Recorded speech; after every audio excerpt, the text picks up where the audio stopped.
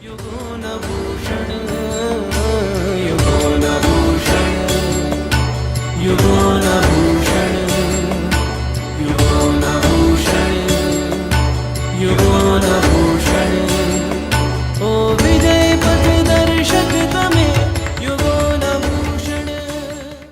પ્રણામ.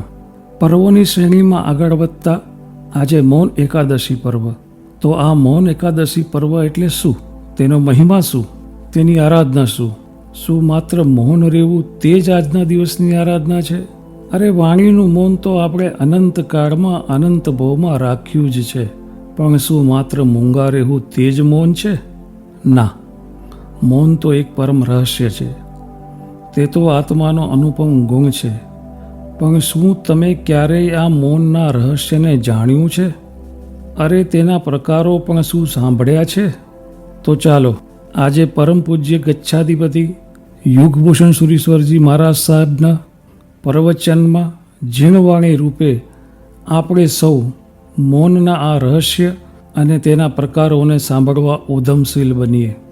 અનંત ઉપકારી અનંત જ્ઞાની શ્રી તીર્થંકર પરમાત્માઓએ આત્માની ગુણમય અવસ્થા પ્રાપ્ત કરાવવા આ ધર્મતીર્થની સ્થાપના કરી.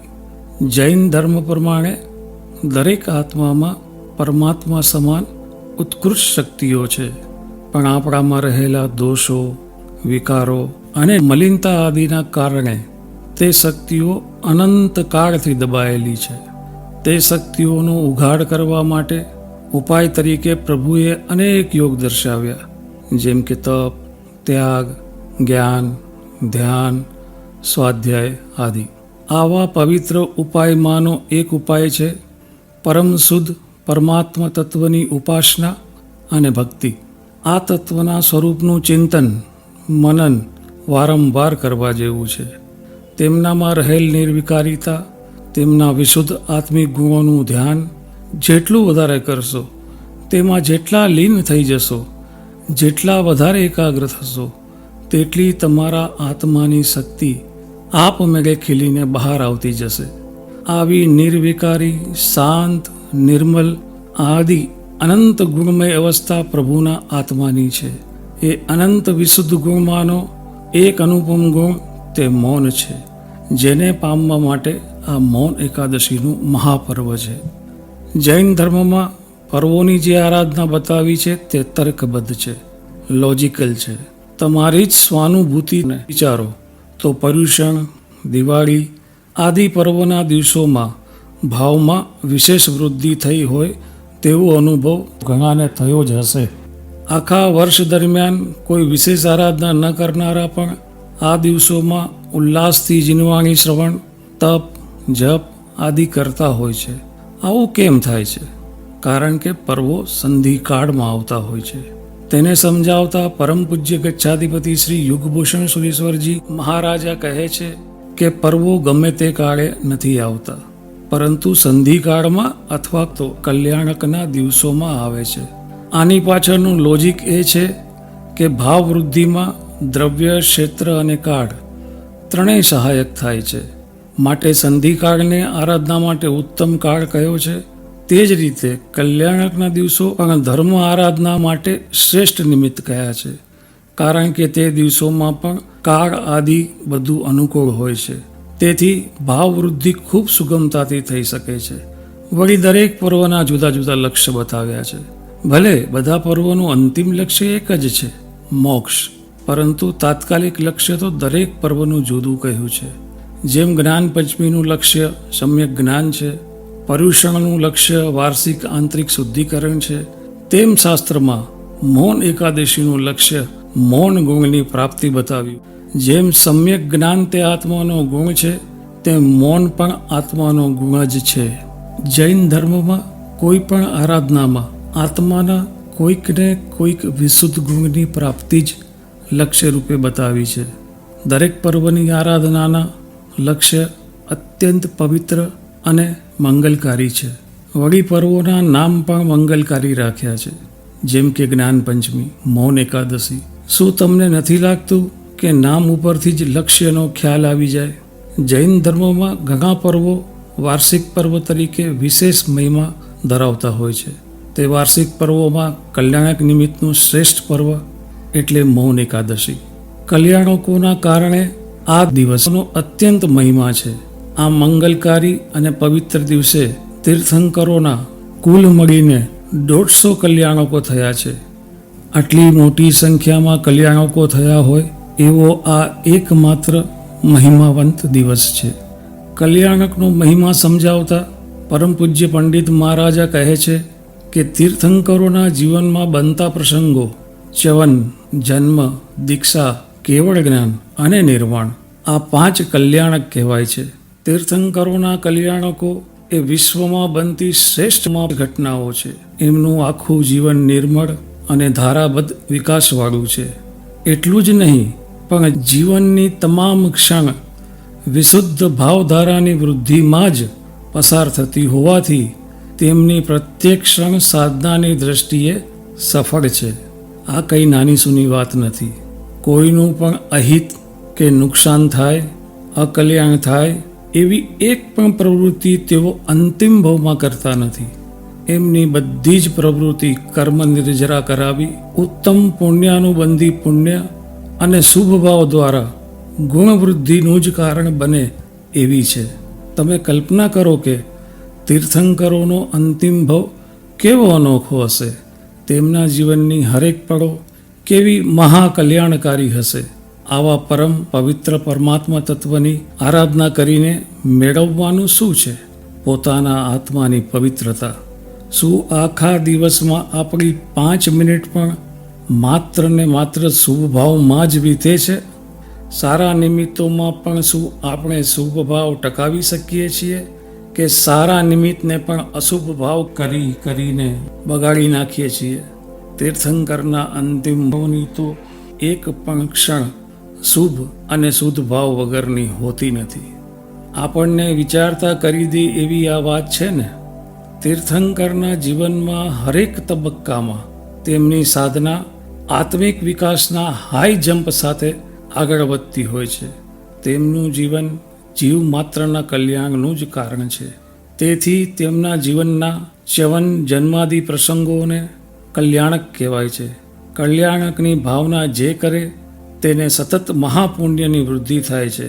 પ્રતિકૂળ કાળ નાશ પામે અને અનુકૂળ કાળ બહુ સિદ્ધતાથી પ્રાપ્ત થાય છે.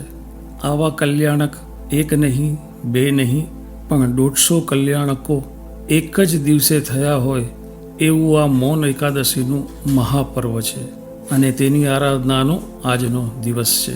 આમ તો દર વર્ષે મૌન એકાદશી આવે છે અને જાય છે. તમે આરાધના પણ કરતા હશો. અરે ઘણા તો હર મહિને એકાદશી કરતા હશે. પણ સાચું કહો, જીવનમાં મૌનનું લક્ષ્ય બાંધ્યું છે? ક્યારેય વિચાર્યું છે આ મૌન શું છે? ઘણા મૌનનો અર્થ એવો કરે કે મૂંગા રહેવું તે મૌન, અથવા ન બોલવું તે મૌન. પરંતુ જો મૂંગા રહેવું તે મૌન હોય તો એકેન્દ્રિય જીવોને તો જીભ જ નથી. તો તમારી દ્રષ્ટિએ તો તેઓ જન્મ્યા ત્યારથી મૃત્યુ સુધી મૌન જ છે ને.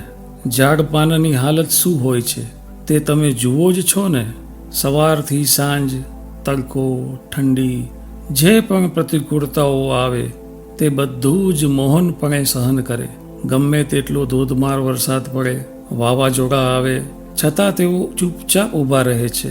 એટલે તમારી દ્રષ્ટિએ તો તેઓ મૌન જ છે ને. જો ન બોલવું એ જ મૌન હોય તો આવું વાણીના અનુચ્ચાર રૂપ મૌન તો એકેન્દ્રિય જીવોમાં સહજ હોય છે. છતાં તેમના જીવનમાં મૌન ધર્મ છે એવું શાસ્ત્રો ક્યાંય કહેતા નથી. તેમનું મૌન તે કંઈ વાસ્તવમાં મૌન ધર્મ નથી, પણ મૂંગાપણું છે. તેમ ઘણા મનુષ્ય જન્મે ત્યારથી મૂંગા હોય પણ તેને મૌન નથી કહેવાતું. મૌન એ એક એવો ગુણ છે જે તમને અહીં જ સુખ, શાંતિ, પ્રસન્નતાનો અનુભવ કરાવે, અંદરથી થારે, તૃપ્ત કરે, સ્વસ્થ બનાવે. પણ પહેલાં મારે તો તમને એ પૂછવું છે કે તમે અમૌનથી કંટાળ્યા છો? તમને મૌનનો રસ જાગ્યો છે? મૌન શું છે તે ક્યારેય વિચાર્યું છે? અહીં મૌનની વ્યાખ્યા કરતા શાસ્ત્રકાર ભગવંતો કહે છે કે પૂતગલમાં પ્રવૃત્તિ ન કરવી તે મૌન, અને તેમાં પ્રવૃત્તિ કરવી તે અમૌન. જીનાજ્ઞા અનુસારે મન વચન કાયાના યોગનું પ્રવર્તન તે મૌન અને જીનાજ્ઞા વિરુદ્ધનું પ્રવર્તન તે અમૌન.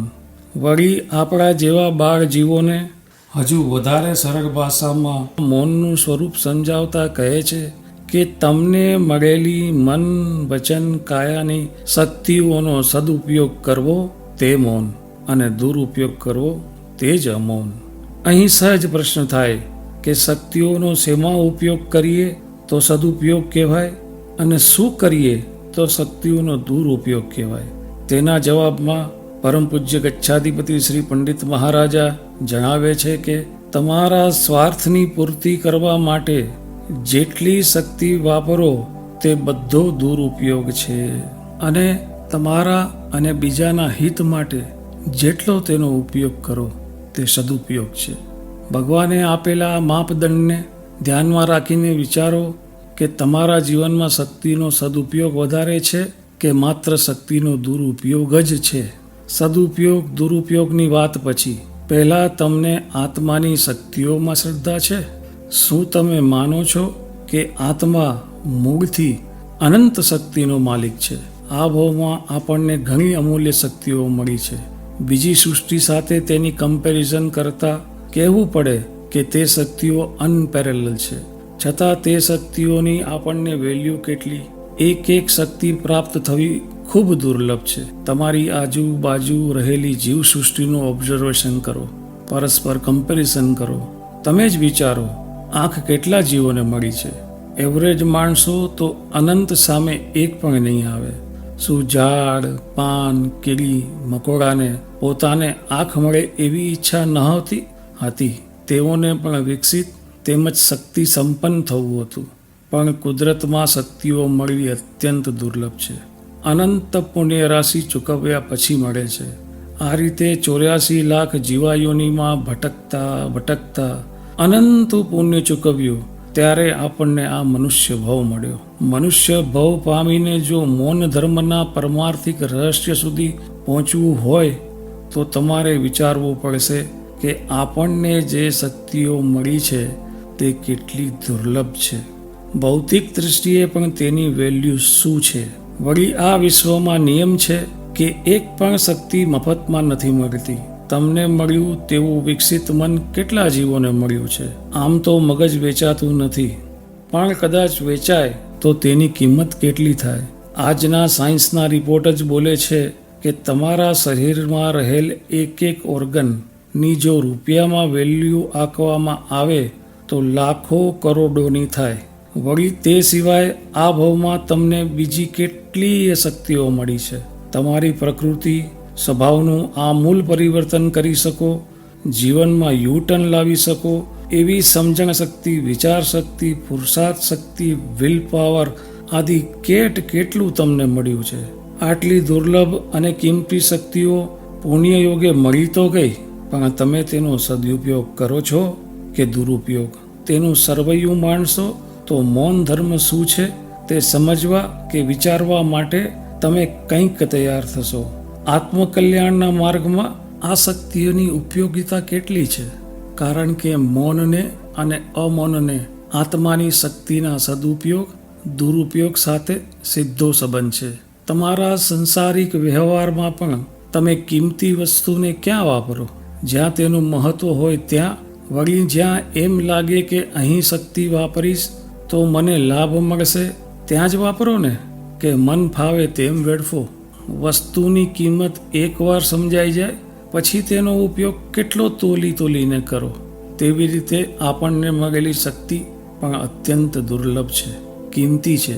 એવું એકવાર હૃદયમાં વસી જાય, અપીલ થઈ જાય, પછી એનો દુરુપયોગ કરવાનું મન થાય ખરું કે સદુપયોગ કરવાનું જ મન થાય?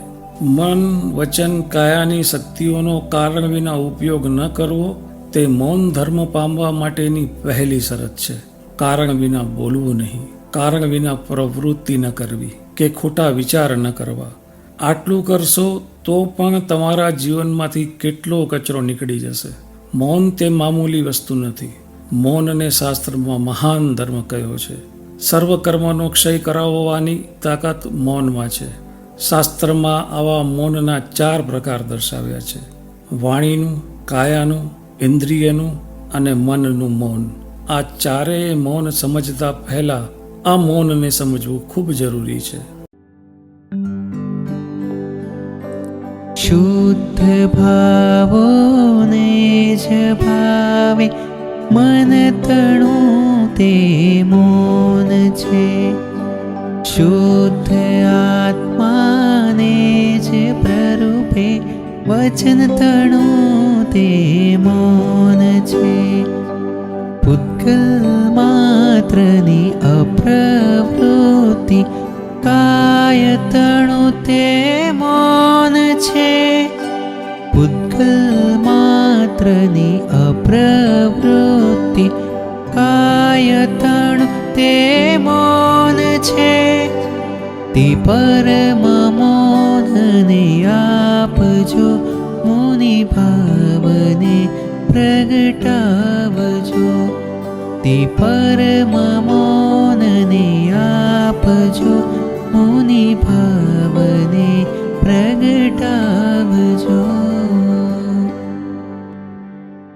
આ મૌનમાં સર્વ કર્મનો બંધ કરાવવાની, સર્વ અનર્થોની પરંપરા ચલાવવાની તાકાત છે. આ મૌનને નહીં સમજીએ ત્યાં સુધી મૌન પ્રાપ્ત કરવું દુષ્કર છે. જેમ તમને કોઈ કહે કે વાણીનું અમૌન, તો તમને થશે વાણીનું અમૌન વળી કેવું હોય. આને સ્પષ્ટ કરતા પરમ પૂજ્ય પંડિત મહારાજ કહે છે કે ઘણાનો સ્વભાવ જ એવો હોય કે બોલ્યા વિના ચેન ન પડે. બોલવાનો રસ જ એટલો હોય કે જે મળે તેની સાથે વાતે ચડી જાય. વળી તે વાત કામની જ હોય, ઉપયોગી જ હોય એવું પણ ન કહી શકાય. માત્ર ને માત્ર સમય અને શક્તિનો બગાડ જ હોય. વગર કારણે બોલ બોલ કરીને જીવનમાં તમે કેટલા નુકસાન હાથે કરીને ઊભા કર્યા, કેટલાયને અપ્રીતિપાત્ર બન્યા, એનો તમને અંદાજ પણ નથી. મૌન રહેવાના અવસરે જો શાંત રહ્યા હોત તો ઝઘડા પણ અટકી શકત, પણ તેને બદલે છેક કોર્ટ સુધી પણ પહોંચી ગયા હોય એવા કિસ્સા પણ મળે છે ને. આજે સંતાનો સાથેના તમારા સંબંધો કેમ બગડ્યા? જીવનના કેટલાય અનુભવોમાંથી પસાર થયા પછી તેનો સાર ક્રીમ સંતાનોને આપો, છતાં તેઓ કેમ સાંભળતા નથી? આ બધામાં કારણ એક જ છે: અવસર વિના બોલ્યા, વિચાર્યા વિના બોલ્યા, ન બોલવા જેવું બોલ્યા. આ બધું વાણીનું અમૌન છે, વાણીનો દુરુપયોગ છે.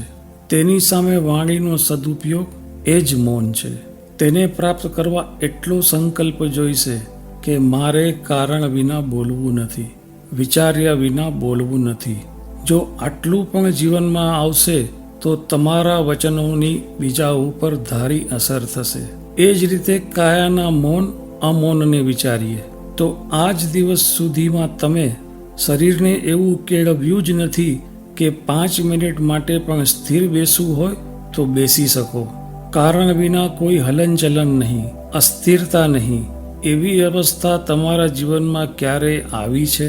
તમારા કે બીજાના હિતને ધ્યાનમાં રાખીને તમે શરીરની શક્તિનો ઉપયોગ કરો છો? શું તમે એવું કોન્ફિડન્સ સાથે કહી શકશો ખરા કે તમારી ઈચ્છાઓને પૂરી કરવા માટે જ જીવનમાં દોડ્યા કરો છો? વળી તેના માટે ગમે તેટલા નબળા જીવોનો કચ્ચર ઘાણ કાઢવા પણ તૈયાર છો ને? આ રીતે વિચારો તો તમારા જીવનમાં જેટલી જીવ હિંસા છે, અજૈણા છે, તે બધો કાયાનો દુરુપયોગ છે, અમૌન છે. તો પછી કાયાનું મૌન છે શું? તમારા જીવનમાં જેટલી જૈણાપૂર્વકની પ્રવૃત્તિ હોય, અહિંસા પાલન હોય, એટલું કાયાનું મૌન કહેવાય. વળી જેમ તમારી કાયા ચંચળ છે, અસ્થિર છે, તેમ તમારી 5 ઇન્દ્રિય અને મન પણ ચંચળ છે. ઇન્દ્રિય અને મન બંને મળીને આખો દિવસ તમને બાહ્ય જગતમાં દોડાવ્યા જ કરે છે અને તમે પણ તેના આજ્ઞાકિત સેવકની જેમ દોડ્યા જ કરો છો ને. 24 કલાક ઇન્દ્રિયમાં તૃષ્ણારૂપી આગ ભડકી રહી છે, જે નવા નવા ભોગો, નવા નવા વિષયોની તલપ ઊભી કર્યા જ કરે છે. તમને ચેનથી બેસવા જ ન દે. સાચું કહું, શું તમારી આંખ 1 સેકન્ડ પણ નવરી બેસે છે? નવા નવા રૂપ ડિઝાઇન જોવા માટે ચકડ વકડ ફરિયાદ કરે છે ને, આ તો ખાલી આંખની વાત કરી. તેમ જીભને ગમે તેટલો ટેસ્ટ આપો છતાંય ક્યારેય તૃપ્ત થઈ પેટ ના પાડશે કે બસ હવે જગ્યા નથી, પણ ક્યારેય જીભે ના પાડી. ઘણાને તો અનુભવ પણ થયો હશે કે જીભની લાલસાના કારણે ખાવામાં કંટ્રોલ ન રહ્યો, પથ્ય અપથ્યનો વિચાર કર્યા વિના ખાધું અને પછી માંદા પડ્યા, આરોગ્ય ગુમાવ્યું. જીભ પર કંટ્રોલ ન રાખ્યો તો પેટ બગડ્યું, આંખ પર કંટ્રોલ ન રાખ્યો તો આંખ બગડી. આમ એક એક ઇન્દ્રિયનું આ મૌન તમારા જીવનમાં ચાલુ જ છે ને. આ અમૌનથી બચવું હોય તો શાંત ચિત્તે વિચારો કે એક એક ઇન્દ્રિયનું તમારા ઉપર વર્ચસ્વ કેટલું છે. પાંચે પાંચ ઇન્દ્રિયો તમારા પર પૂરેપૂરો કબજો જમાવીને બેઠી છે ને. એક પછી એક ડિમાન્ડ સતત ચાલુ જ છે. એક એક ઇન્દ્રિયોમાં એટલી તાકાત છે કે તમને ધ્યેયમાંથી ચલાયમાન કરી આપે. આજે એવા ઘણા જુવાનિયાઓ મળશે કે વિજાતીય પર આંખ ચોટી પછી રાત દિવસ તેના વિરહમાં જુર્યા કરે. ખાવું પીવું હરવું ફરવું કંઈ ન ગમે, ક્યાંય મન ન લાગે. અરે અંદરથી એવા બેચેન થઈ જાય કે ભણી ન શકે, શાંતિથી સૂઈ ન શકે, આખું કેરિયર બરબાદ થઈ જાય. છતાં બધું ભૂલીને પોતાનું આખું જીવન ફના કરનારા પણ ઘણા હોય છે ને. તમારા જીવનના અનુભવને યાદ કરશો તો આંચકો લાગે એવું સત્ય પર્દાફાશ થઈને બહાર આવશે કે એક એક ઇન્દ્રિય તમારા કેવા હાલ હવાલ કરે છે. ઇન્દ્રિયનું સ્વરૂપ જ એવું છે કે તેમાં કુતૂહલ વૃત્તિ, ચંચળતા રહેવાની જ છે અને તેના કારણે અનુકૂળ ભોગોની અર્જ સતત ઉભરાયા જ કરવાની છે. તેના પરિણામે અંદરથી આત્મા આકુળ વ્યાકુળ બેચેન અસ્વસ્થ રહેવાનો. આ પણ એક પ્રકારનું અમૌન છે. ઇન્દ્રિયના અમૌનના કારણે આત્મા અનંતકાળથી સંસારમાં દુઃખી અને સંતપ્ત થઈને ભટક્યા કરે છે. આનાથી બચવાનો એક જ ઉપાય છે, ઇન્દ્રિયનું મૌન. ઇન્દ્રિયનો સ્વપરના કલ્યાણમાં ઉપયોગ કરશો તો જ ઇન્દ્રિયનું મૌન જીવનમાં આવશે. તે માટે સૌ પ્રથમ ઇન્દ્રિયનું દમન કરવું, કંટ્રોલ કરવો ખૂબ જરૂરી છે. પરંતુ પહેલાં આટલો નિર્ણય થવો જોઈએ કે આ જ દિવસ સુધીમાં ઇન્દ્રિયોએ મને ઘણા નાચ નચાવ્યા, પરંતુ હવે મારે તેને સરેન્ડર નથી થવું. એક પણ ઇન્દ્રિયને મારે ફ્રીડમ આપવી નથી. માત્ર મારા સેલ્ફ ડેવલપમેન્ટ માટે જ તેનો પૂરેપૂરો ઉપયોગ કરી લેવો છે. જીવનમાં આટલો સંકલ્પ હશે તો જ ઇન્દ્રિયનું ખરું મૌન આવશે. વિકારી દ્રશ્યોને ટીકીને જોવા દ્વારા અંદરની વાસનાઓને ભડકાવવા આંખનો ઘણો દુરુપયોગ કર્યો, પણ હવે આ જ આંખથી પરમાત્માના દર્શન કરી આત્માને નિર્વિકારી ભાવોનો અનુભવ કરાવવામાં આંખનો સદુપયોગ કરવો છે. આ જ દિવસ સુધી આવેગો ઉશ્કેરાય, તૃષ્ણા વકરે તેવું મ્યુઝિક સાંભળવામાં કાનનો ઘણો દુરુપયોગ કર્યો, પરંતુ હવે આ જ કાનથી જીનવાણી શ્રવણ કરવું છે, જેનાથી મન શાંત થાય, આવેગો ઘટે. આ થશે તો કાનનો સદુપયોગ કર્યો કહેવાશે. ઇન્દ્રિય તો એની એ જ છે, તેનો ઉપયોગ કઈ રીતે કરો છો તેના આધારે મૌન છે કે અમૌન તે નક્કી થશે. છે ને ઇઝી બેરોમીટર જાતને માપવા માટે. આ રીતે એક એક ઇન્દ્રિયને તેના મનગમતા પરંતુ અહિતકારી વિષયમાં જતી અટકાવવી પડશે. ઇન્દ્રિય તો તેના સ્વભાવ પ્રમાણે મનગમતા ભોગો પાછળ જ દોડવાની છે, પણ આ રીતે ઇન્દ્રિયનો નિરોધ કરશો તો ધીરે ધીરે તે બહાર રખડતી બંધ થશે, કંટ્રોલમાં રહેશે. આમ ઇન્દ્રિયને ભોગમાંથી બહાર કાઢી સતત શુભ યોગોમાં જોડશો તો ધીરે ધીરે ધર્મ પ્રવૃત્તિમાં પોરવવાની ટેવ પડશે અને જીવનમાં ઇન્દ્રિયના મૌનનો આનંદ મળવાની પણ શરૂઆત થશે. આમ પાછું ઇન્દ્રિયનો કંટ્રોલ કરવો એ કંઈ તમારા માટે નવી વાત નથી. ધંધાની સિઝન હોય તો આપમેળે હરવા ફરવા મોજ શોખ આદિમાં કેવો કંટ્રોલ આવી જાય. એક્ઝામ આવે ત્યારે છોકરાઓ કેવા ડાયા ડમરા થઈને ભણવા બેસી જાય. શું ત્યારે તેમને ટીવી સિરિયલ્સ મૂવીઝ જોવાની ઈચ્છા નથી હોતી? ફ્રેન્ડ સાથે ચેટિંગ કરવામાં રસ નથી હોતો? હોય જ છે, પણ ત્યારે પોતાની બધી ઈચ્છાઓને દબાવી દે છે, કારણ કે સામે બ્રાઇટ કેરિયર દેખાય છે, નેમ, ફેમ એન્ડ મની. આ ગોલ બીજું બધું ભૂલાવી દે છે ને. જો ભૌતિક ક્ષેત્રમાં પણ ગોલ એચીવ કરવા વાણી, કાયા, ઇન્દ્રિય અને મનનો કંટ્રોલ કરવો પડે છે, તો બહારની દુનિયા કરતાં આંતરિક દુનિયાના ગોલ તો તેનાથી ઘણા ઊંચા છે. અહીં તો ઇનર ડેવલપમેન્ટની વાત છે. તેમાં ઇન્દ્રિયની આસક્તિને પૂરી કરવાનો કોઈ જ અવકાશ નથી. ચંચળ ઇન્દ્રિયોને કંટ્રોલમાં રાખવાની જ વાત છે, અને કંટ્રોલમાં રાખશો તો જીવનમાં ઇન્દ્રિયોનું મૌન શક્ય બનશે. આ દેહ અને ઇન્દ્રિયની ચંચળતાને પણ ટપી જાય તેવી મનની ચંચળતા છે. સાચું કહું, તમે ભલે એક જગ્યાએ બેઠા હો, પણ તમારું મન ક્યાંય દોડતું હોય.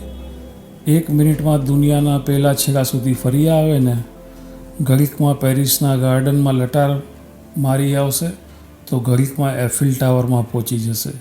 ક્યારેક કોઈને ડબ્બામાં કેવી રીતે પૂરવા તેના માટે નવા પ્લાનિંગ કરવામાં મસ્ત હશે. તમારા મનનો કંટ્રોલ તમારા હાથમાં છે. વિચાર કરો કે 1 મિનિટ માટે પણ તમે મનથી શાંતિનો અનુભવ કર્યો છે, કે મન સતત આડાઅવળા વિચારો તેમજ કુવિકલ્પોમાં જ વ્યસ્ત હોય છે. સવારથી સાંજ સુધી તમને જે વિચારો આવે છે તેનું પ્રયોજન શું? મન શાંત, સ્વસ્થ, પ્રસન્ન થાય એવા વિચારો હશે તો કોઈ વાંધો નથી. પણ સતત શુભ ભાવની જ ધારા ચાલી હોય, કે પરોપકાર, ઉદારતા, દયાના પરિણામોમાં જ મન રમતું હોય, તેવું તમારા જીવનમાં ક્યારેય બન્યું છે? મોટે ભાગે તમારા વિચારોની હારમાળા પણ એવી જ છે, જે તમને મનથી સતત દુઃખી અને સંતપ્ત જ કર્યા કરે છે. તેના માટે લાંબુ વિચારવાની જરૂર જ નથી. તમારા રોજિંદા અનુભવને યાદ કરો. ટ્રેન જરાક લેટ આવી અને મન તરત અકળાઈ ગયું. નોકર 1 કલાક મોડો આવ્યો અને તમે ઊંચા નીચા થઈ ગયા. અરે, એક દિવસ મનગમતી ચા ન મળી. આટલી નાની વાતમાં પણ ઝઘડો કરનારા કેટલા મળે. નાના નિમિત્તોની તમારા મન પર અસર કેટલી.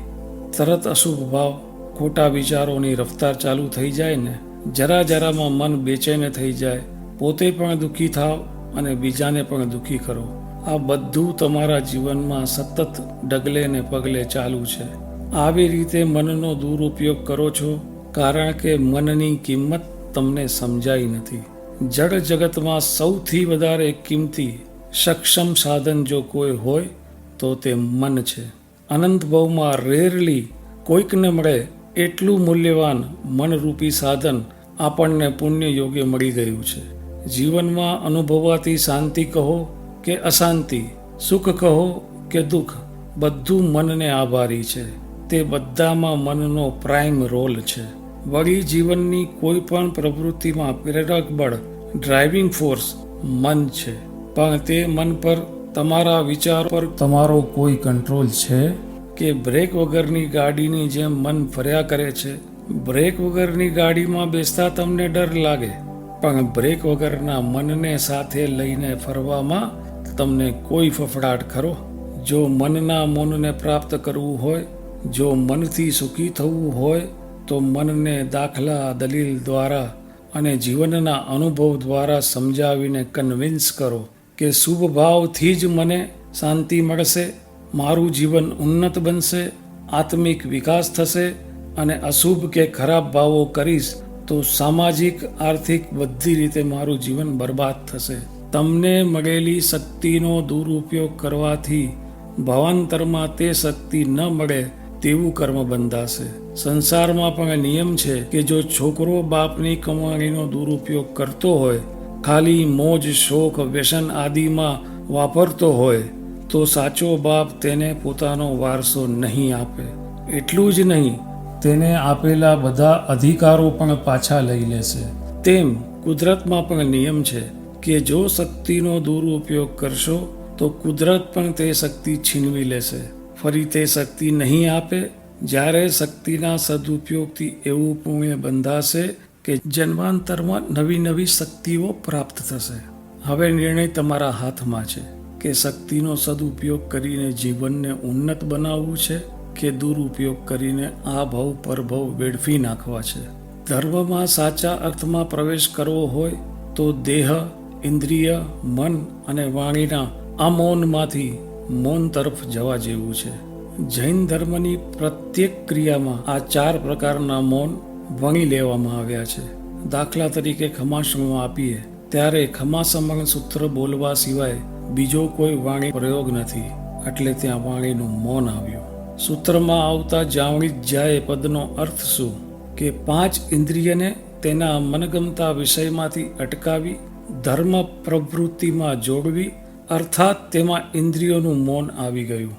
પછી નિસ્સિહી આએ પદ બોલો એટલે મનને અશુભ ભાવમાંથી બહાર કાઢી શુભ ભાવમાં જોડવું, તે મનનું મૌન થયું. વળી ખમાસણો આપો છો ત્યારે શરીરના આંગોપાંગનું જૈણાપૂર્વક જ હલનચલન છે, આ કાયિક મૌન થયું. આમ એક ખમાસણું પણ આપવું હોય તો આ 4 પ્રકારના મૌન જોઈશે. પણ આ મૌન તરફ જવાનું મન ક્યારે થશે? જ્યારે મળેલી એક શક્તિની દુર્લભતા સમજાશે ત્યારે. પણ તમને મન, વચન, કાયાની શક્તિ કરતાં પૈસાનું મૂલ્ય વધારે લાગે છે. પૈસો વેડફાઈ જાય કે લૂંટાઈ જાય તો તમારા અફસોસનો પાર નથી રહેતો. જ્યારે તમારી શક્તિઓનો સાવ તુચ્છ વસ્તુમાં ઉપયોગ કરો છો ત્યારે એવો વિચાર પણ નથી આવતો કે સાવ તુચ્છ વસ્તુમાં મારી શક્તિ વેડફાઈ રહી છે. ચિંતામણી રત્નને કોઈ મામૂલી પથ્થર સમજીને ફેંકી દે તે તમને કેવો લાગે?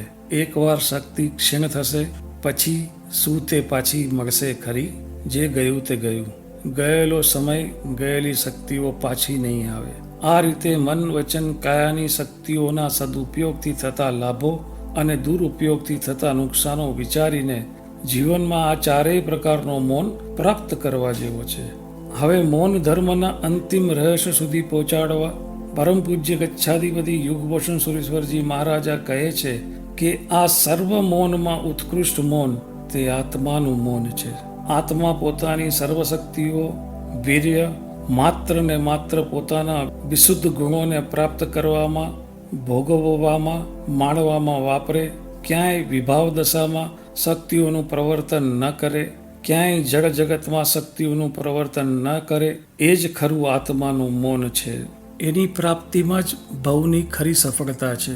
વળી આત્માના કોઈ પણ વિશુદ્ધ ગુણને તમે મામૂલી નહીં માનતા. એક ગુણમાં પણ તાકાત છે કે તે બીજા અનેક ગુણોને ખેંચીને લાવે. આથી મૌન ગુણ સાથે શાંતતા, સ્વસ્થતા, દ્રઢતા, ધીરતા, ગંભીરતા, અવસર્ગનતા આદિ ઘણા ગુણો વિકાસ પામશે. આમ મૌન ગુણનું મહત્વ સમજી આજના મંગલકારી દિવસે પ્રણિધાનપૂર્વક મૌન ધર્મની આરાધના કરી સૌ આ ગુણને પામી ભવ સફળ કરો એવી શુભ મંગળ કામના. આવી જ રીતે આગળ પણ જીવનને નવી દિશા, નવી દ્રષ્ટિ આપતા પરમ પૂજ્ય ગચ્છાધિપતિ યુગભૂષણ સુરેશ્વરજી મહારાજ સાહેબના પ્રવચનોને સાંભળવા ડાઉનલોડ જ્યોત app and be connect. If you have any question or suggestion, write it in the comment box below. આગળ થોડા જ દિવસોમાં પોષ દસમીના પ્રવચનો, જેમાં એક સાપ કોઈ પણ જાતના સ્પિરિચ્યુઅલ બેકગ્રાઉન્ડ વગર અધ્યાત્મ પામી ગયો. જ્યારે આપણે આવા સમાધિના રહસ્યને જાણવા પોષ દસમીના પ્રવચનો જ્યોત એપ પર એક્સક્લુઝિવલી સાંભળશું. ઉપશમ સુધારસ પાનથી તૃપ્તિ મહી કરે તરબતર તૃષ્ણાતણા મહતાપને શમાવવાને શીતજલ ઉદગલ તણી પ્રીતિરૂપી સંક્લેશથી કરે છે અપર. ઉદગલ તણી પ્રીતિરૂપી સંક્લેશથી કરે છે અપર. તે પરમ મૌનને આપજો, મુનિ ભાવને પ્રગટાવજો. તે પરમ મૌનને આપજો, મુનિ ભાવને પ્રગટાવજો.